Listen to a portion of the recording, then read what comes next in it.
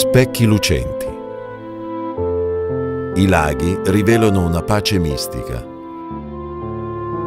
ed in essi si riflettono paesaggi dolcissimi e ville da sogno.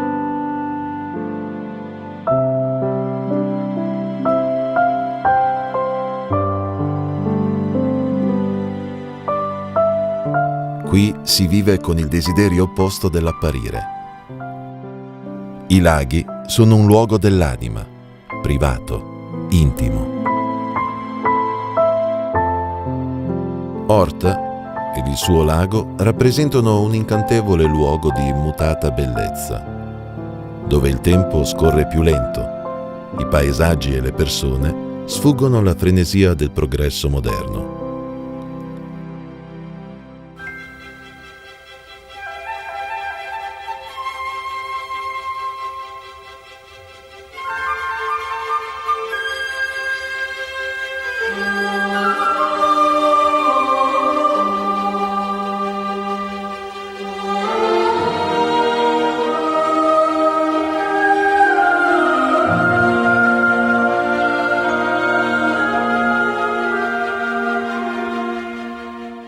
Ci piace definire il lago d'Horta come luogo dell'anima.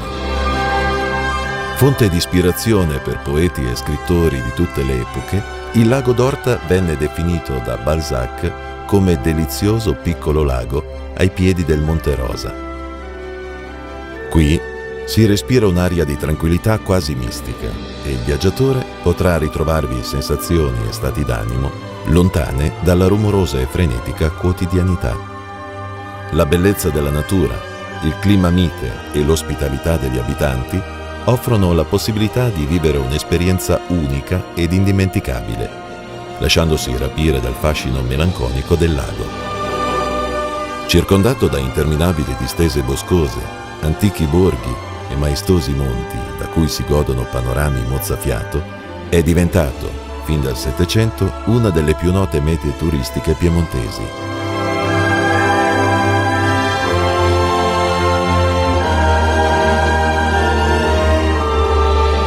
Percorriamo l'antica strada Francesca, che da Arona porta fino ad Horta, attraversando i monti del Vergante. Tagliata a mezza costa nella collina, passa sopra la torre di Buccione, baluardo difensivo risalente alla dominazione longobarda. La strada affianca poi l'Ortallo, antico borgo fortificato, affascinante e misterioso.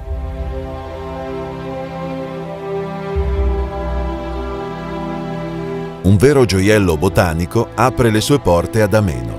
Monte Oro, uno splendido parco, opera del conte Gaudenzio Tornielli, appassionato ricercatore e botanico, che nel 1896 fece progettare dall'architetto Carlo Nigra l'abitazione sulla sommità della collina, riservandosi la sistemazione dell'immenso parco.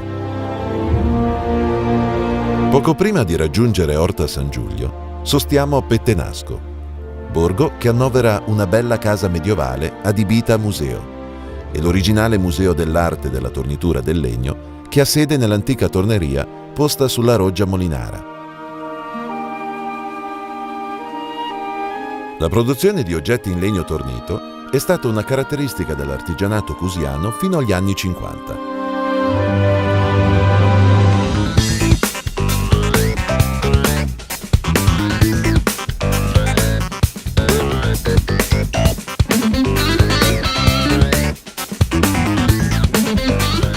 Il lago d'Horta non è solo arte e misticismo, ma anche un centro di villeggiatura allegro e votato al divertimento e agli sport acquatici.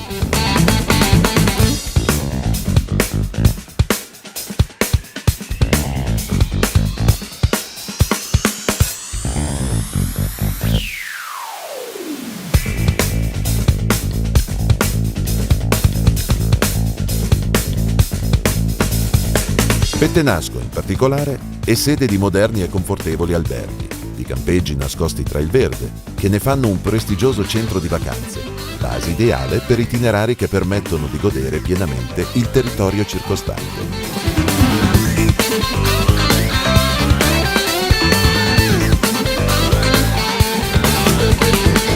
E finalmente Horta.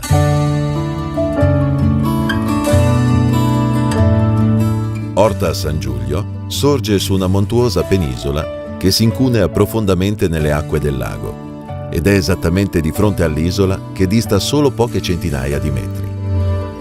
L'accesso al centro di Orta e al suggestivo lungolago è esclusivamente pedonale.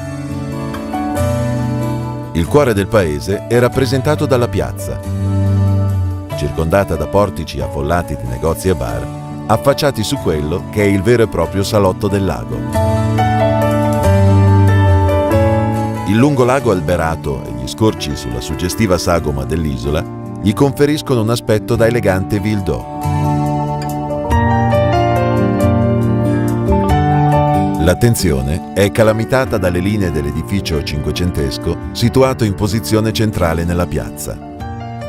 Si tratta del Palazzo della Comunità della Riviera, costruito nel 1582 per volere dei rappresentanti della comunità. Questo posa su eleganti colonne in granito ed è sostenuto da arcate. I suoi muri sono ornati di affreschi.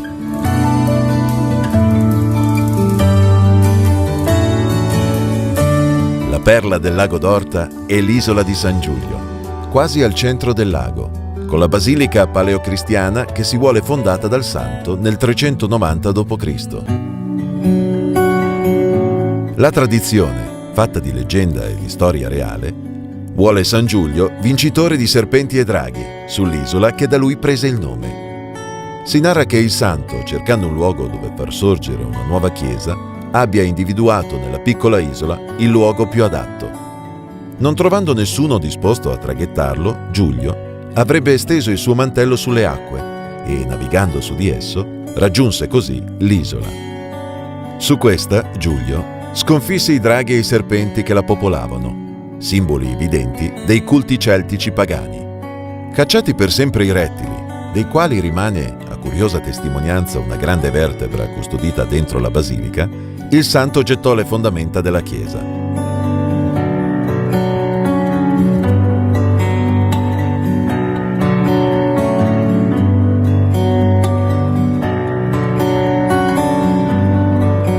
La visitiamo effettuando la breve traversata su uno dei tanti motoscafi d'epoca in legno.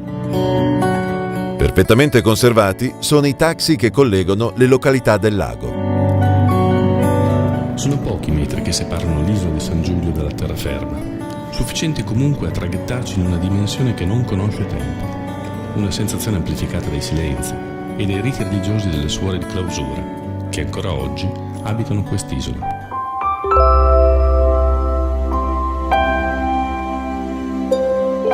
Ci sono circa 80 suore che lavorano, perché la regola benedettina è ovviamente una regola ora et labora, sono suore di clausura e lavorano soprattutto per restaurare tessuti antichi.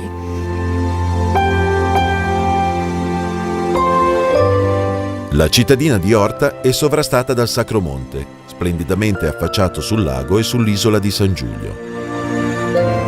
Si tratta di un complesso religioso costituito da 20 cappelle, sparse nel bosco, dedicate a San Francesco, erette tra il 1591 e la seconda metà del 1700, con affreschi e gruppi in terracotta che raffigurano episodi della vita del santo.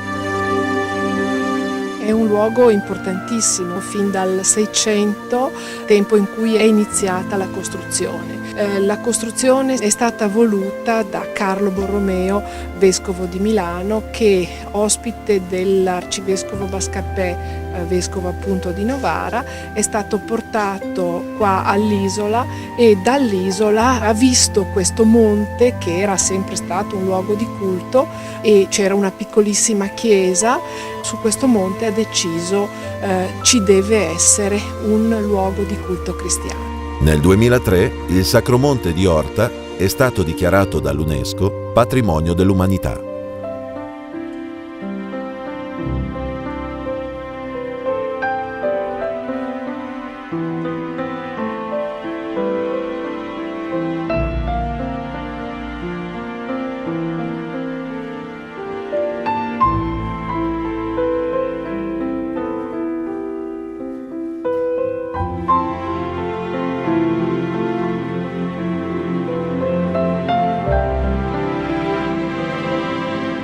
Ad Orta, in una camera quieta che s'apre sopra un verde pergolato e dove a tratti il vento come un fiato porta un fruscio sottil come di seta, c'è un pianoforte, cara, che ti aspetta.